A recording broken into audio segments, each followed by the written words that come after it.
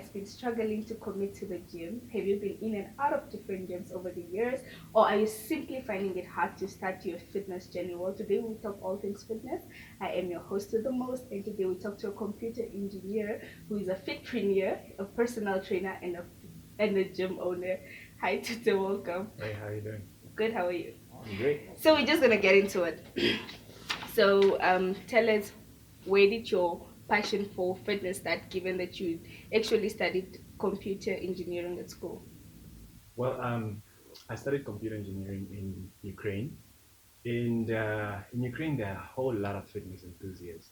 So growing up, I had a small physique, and going at school, I met this Russian guy who actually introduced me to the whole gym thing, and it came to my mind that one can actually gain a body or lose a body in the gym. So it started way back in 2013, actually, in Ukraine. Okay. Yeah. So I want to know, when people say you're a personal trainer, what does that entail? What is your job title? What is your job description? Well, there's a lot of things that a fitness trainer does, but ideally or universal, you'd say is one person that actually assess the physical appearance of a person, emotional appearance of a person, and with all that assessment, they sort of build on that and to sort of create a plan for one to either, if you're trying to lose weight, if you're trying to gain weight, or just trying to be in a emotional happy place. Okay. Yeah. So I want to know, why did you decide to start FitLab, and when did you actually establish FitLab? Right. I've been a personal trainer officially since 2015.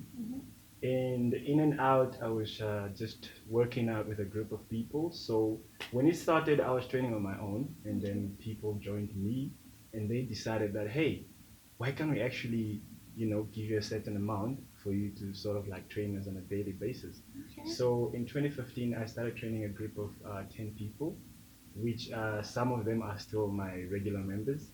And then I did a 6 months training course on fitness. And then after that, I decided, you know what, I'm gonna have open up a home gym for myself. And after that, people just started joining. So I would say it picked up quite well. And it's probably this year that I decided I'm gonna put a name to it. So Okay, so FitLab was born this year, 2020. okay, that's nice to hear. So I want to know, personally, from my experiences, I've gone in and out of different jobs over the years, but that was because I feel like every time I went to the gym, I people always looked at me with a funny eye, like, "Girl, you're big. Like, we have six packs and abs. What are you doing here?" Especially in the changing rooms. And I feel like a lot of reason why people do not find it very hard to sign up to a gym is Mhm. because of the body shaming that goes in. Yeah. And also, it's just very discouraging, honestly, if you're in the gym with all these hot people and you're just like, "That's what am I doing?" Yeah, that's So true. what is your stance on body shaming in the gym? Well, it's so unfortunate that this is what's happening in our society. And body shaming does not just happen in the gym. You telling someone that I don't want to look like you, that's exactly body shaming. Or you telling someone that, hey, you're consuming so much food, or you should slow down on your eating, or you shouldn't eat that, that's actually body shaming. And it's a bad thing because it doesn't only affect the way you look, but it's also psychological. Mm-hmm. So I don't think we can sort of implement something in the commercial gyms that will sort of eradicate that, but then it sort of comes to who you are and what you want to achieve. Okay, but what would you advise somebody that has experienced body shaming in the gym, like for myself, and that has made you shy to go to the gym because it really distances you from the Yeah. gym? Generally, I would say you should first get a group of people that are like-minded. If commercial gym is not the only place where you can work out, there's a whole lot of recreational areas around town. You can go there, start working out in a group of two or three, sort of just to build up your courage. Okay. And then when you're comfortable with yourself, then that's when you can go to commercial gyms. Yeah. And also at the same time, if you are planning on going to a commercial gym, get headsets, work out with music, block out the external noise. Okay. Um, I want to find out. So people have this whole ideology of when you're petite, generally you're fit. How true is that? Well, we sort of get the whole concept wrong because petite is a term used to sort of differentiate women's sizes in terms of the retail market. So it's generally used to like identify a lady's height and with different heights. But then it's so unfortunate that we tend to use it in terms of body size, like you know, she's petite, she's small bodied. But then that's not what it means, and it doesn't generally say you're fit. Yeah. Okay, I want to know. Wait, what is fitness? Fitness involves a whole lot of things. It's physical, it's emotional, Okay. it's psychological, it's it's the ability to do something without you hindering into other different aspects. Like if you do something without being fatigued, if you do something without having to use up your stored energy, that is basically fitness. Okay, I'm Yeah. glad you brought in the psychological part. Yeah. So I want to understand, like, how much of psychology or what is the impact of your mindset when you're exercising and working out? Does it play a big role in how your transformation is going to be? Does it not have a impact? What is it? Yeah, well, I tend to put it as mind fitness before fitness. I tend to explain it in that way. So generally, what everything that goes on around your body is functioned or developed in your mind. So you making a plan to either, you know what, this is what I'm going to achieve this year. This is how much money I'm going to make this year. That is from your mind. That is you planning it, and that's you sticking to it. So when it comes to fitness, Mhm. if you are working out without a goal, then there's no way you're going to achieve your targets. So basically, you creating that goal in your mind, that's already you telling your mind that, listen, this is what I want to achieve, this is where I want to get to.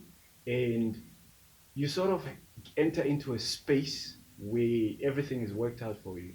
So I would say psychologically, that's the part where it plays because you have to tell yourself or you have to tell your whole body that this is what I want to do. So the mind is where the money and the business is at. Exactly. Okay. Yeah. So I want to know.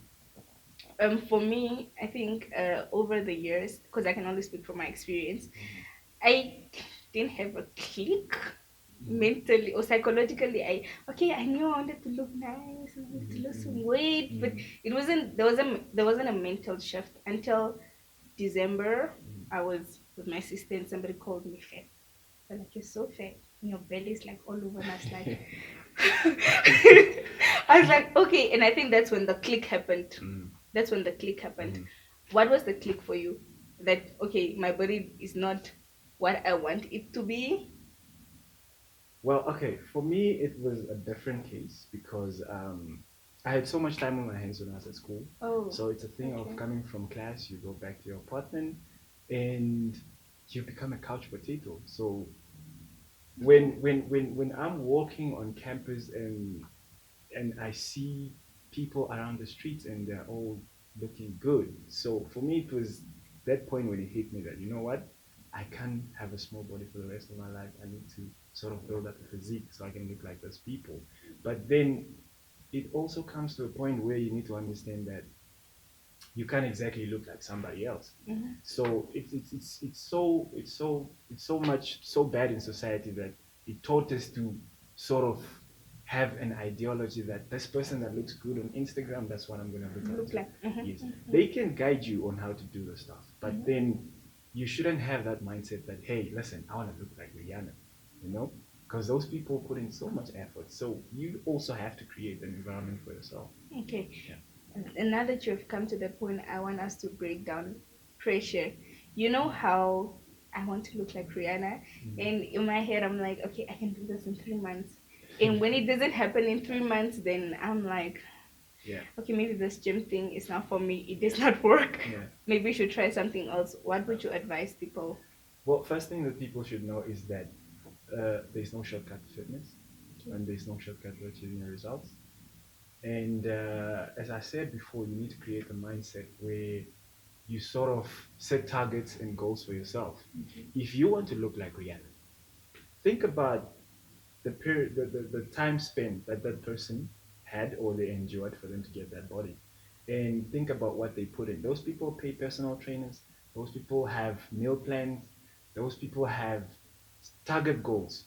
Okay, so you need to create for yourself that, listen, in a year, I want to at least look like this, and not in 21 days. There's a lot of people. But On also, there. Yes. I think people do not take in mind that it has a lot of psychological. Mm-hmm. It also depends where are you psychologically, Yep. emotionally, financially, Yep. to actually achieve what you want to achieve or Yep. where you want to achieve. Mm-hmm. So I think this is one of the things that we don't really consider when we're trying to achieve our ideal body goals.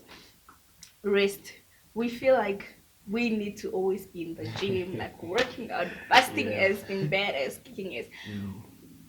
Is the relationship between rest or sleep in your ideal body transformation? Yes.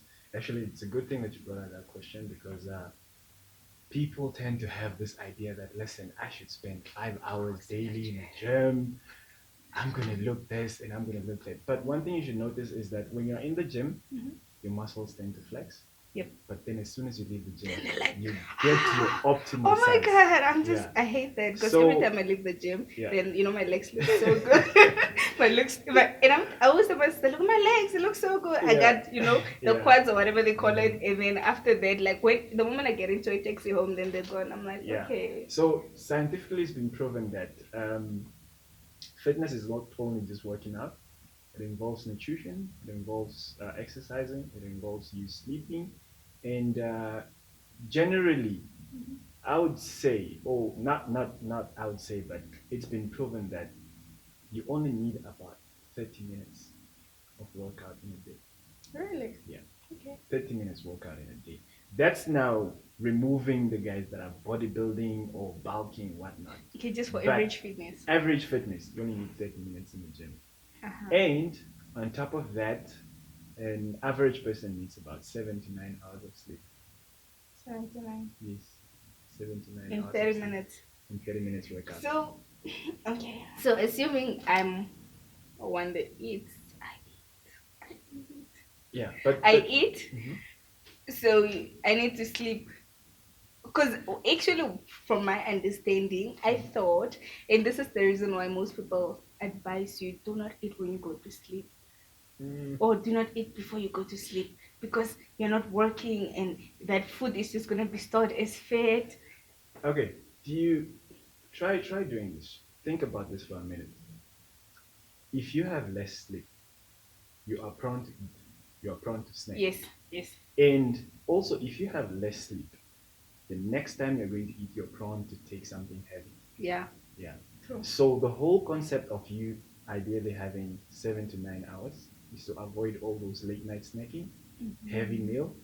So you have to enter into a space where your body allows sort of to, because the body works in this way. The body only digests what you give it. It only breaks down what you give it, not what is stored. Mm-hmm. Yeah, that's how it functions. Okay. Yeah, it only breaks down what you're giving it. Okay. Okay, so that moment you're snacking so much, you're also working on that. So now you're putting your body into a sleep state, but then you snacked so much. You're not moving around, you're not walking around, you're not exercising. So the body sort of slows down and breaking down your whatever you gave it in, and then in the morning you feel hungry, you feel tired because no energy was used. That's why I always wake up hungry, guys. Yes. Let's So explain. more sleep equals to less snacking. What time do you, from a fitness perspective, what time would you recommend people to sleep? Well- Is it a thing of I can sleep 3 a.m. and then wake up 12 in the night because like the hours are. Now, generally, because the thing works in this way, it all comes down to, well, it's so unfortunate that we all have different working hours, we all have different commitments, we're all trying to make ends meet. But then, generally, between the hours of 8 and 9, that's when you're supposed to go to bed. Okay. Yeah. So I wanted to find out, you said 30 minutes is the minimum. If More you're not like- trying to bulking, Yeah, it's like standard yeah. per day. So 30 minutes for how many days a week? Well, you need to also give your body time to rest, you know that, right? So you can't be working out Sunday to Sunday. Well, the study was made that you should actually put a day between your workouts, or you should actually have days that you're taking off. So if you're working out Monday to Friday, you sort of have to create a plan for yourself where you give your body rest. You can't be doing cardio or flat workouts throughout. Okay. You can at least do cardio on a Monday, then you do weightlifting on a Tuesday. Sort of create a plan because you need to allow your body to rest. Okay. Yeah. Certain Yeah. parts of your body to rest. So if you're doing cardio, then Exactly. okay. Okay. So I want to know why is it so easy for some people to lose weight and so easy for some people to gain weight so fast? Like just Well, that comes down to what you want actually, what you want to achieve. Because no, I mean like no. This does not have to do with if you're working out. Generally, like some people, I myself, I gain weight like I don't even know what happens. I'm not eating. I'm not drinking. Okay, there's two parts to this. First things first, people have different metabolism rate. Okay. But then the second thing is that people believe that I'm doing the same thing as this person, but they're gaining so much weight or they're losing so much weight. But you're not telling your mind what you want. Okay? The mind is where the money is at. Yes. Okay. You telling yourself that, hey, I want to lose 5 kg, but then you're not putting in the work. How's that going to work out for you? That person is busting their self off to sort of lose that 5 kg within that period of time. Because you find yourself, you want to lose 5 kg in a month, you work out the first week, the second week, you'll be questioning yourself that, do I really have to do this? Yeah. That's already a problem. Do I really have to do this? Is this worth it? That's already a problem. But don't you feel like it's just normal? Like, I feel like it's not normal if you don't question yourself sometimes about things you do. Or like, I feel like I have days where I'm like, do you really want to go to the gym? Okay, but I want that body, so let me just go. Well, you can... I feel like a normal person really questions this stuff. You can question yourself, but at the same time, think about on the side where you're breaking your morale down. You questioning yourself that, do I really have to do this? When you're going to work out, you're not going to push yourself harder. Because you already go with that mindset that, hey, let me just go do this. But then you're not going to push yourself. But then if you wake up every day, because fitness works in this way, you need to come up to a certain point where you feel comfortable and where you are committed. So when you get to that level, then you'll understand fitness. Because it wouldn't be a thing of you having an alarm that wakes you up or having an alarm that said that, I need to go to the gym. It will be a thing of the body just wants to go. Okay, but it is always okay. I just want to find out: is it okay? Like, so when you're starting off to have an alarm, because I have an alarm for the gym. Most definitely. Like an hour before to remind me that that's you setting your goals. That's you setting your goals. Okay, but like at some point, you actually need to get to a point where it's just there. It's in your okay. So, obesity and weightlifting. Would you? I don't know if it's okay because obesity is punishing. I don't know, but anyway, for somebody that is obese or overly big, would you advise them to weightlift? Well, that's sort of like a topic in discussion, but study has it that when you're obese, it's best to do weightlifting. Okay. Yeah, because think about it this way: when this person does so much cardio or all those intense workouts, they are prone to injuries because your legs or your body still can't contain yourself. So you're prone to all those type of injuries. And weightlifting, under supervision, of course, that will be the way to go, because you get to exercise. Like when you're doing weightlifting, it's not only the arms or so, but then also the legs, the other body parts. So under supervision, that would be perfect. But then it's so unfortunate that people believe that obese people, for them to lose weight, you should only do cardio. You should start running. You should start what? Yeah. But that's when you start hurting yourself, and then you quit. Yeah, I feel like, but also like when you're slightly big, it's very hard to balance your weight when you're Exactly. doing cardio? Exactly. Okay, I want to know: do you feel like it's hard to maintain your ideal body when you achieve it, as opposed to the process of getting to the what is harder, the process or maintaining? Maintaining your weight is harder because when you are trying to reach your goal, Mm-hmm. you have this plan that, listen, next month this is what I want to be. So you're putting in that effort. Mm-hmm. But maintaining, Mm-hmm. that's when you have to like bust yourself in and out, stick to a certain diet. And if you are going to create a range where you'd say I would be between 60 and 65, Mm-hmm. then now on a daily basis or on a monthly basis, you have to watch yourself. Like if I'm at 64, then I need to reduce. Yeah. Yeah, if I'm at, because you are working in a imbalance scale, because you either reduce or you Or decrease. I mean, you increase. increase. Yeah.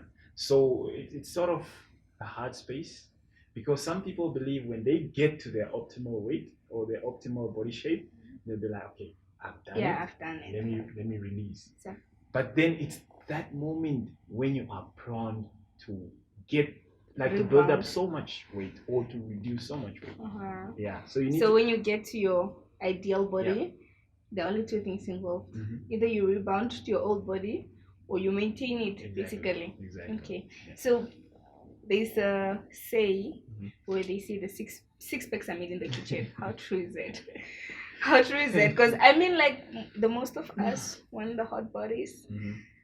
Hey, brought me back to eat broccoli and cauliflower. But you see, the thing is, people have this misconception that eating green sort of healthy. Oh, so That's the problem people do. So I mean, it's- that's the mistake people make okay. because they believe that once you're eating green Mm-hmm. or once you're eating all this, Chicken breast. yeah, that's actually going to make you healthy. But then you see, for one to I'm saying this from a point of a dietitian. Okay, you first need to understand food. Okay, you need to understand different foods. If you are going to bulk up, then you have your fibers, you have your carbohydrates, you have your other fats, and then also when you're losing weight, that's a different case. So you need to understand it's not only greens that will give you this type of either protein or carbohydrates or whatnot. No, the only important thing is that you need to mix the portions up on your plate. Okay? So if you are cooking, let's say, chicken breast, rice, and whatnot, you need to sort of have different variety on your plate. That's the whole point. Okay. Yeah. But then with the whole thing of six packs being made in the kitchen, that's because study says that it's either 70% or 80% what you eat, or 20% or 30% how you work out. God. But then, if you're not eating right, you are just going to have strong abs, but then no one is going to see those six packs.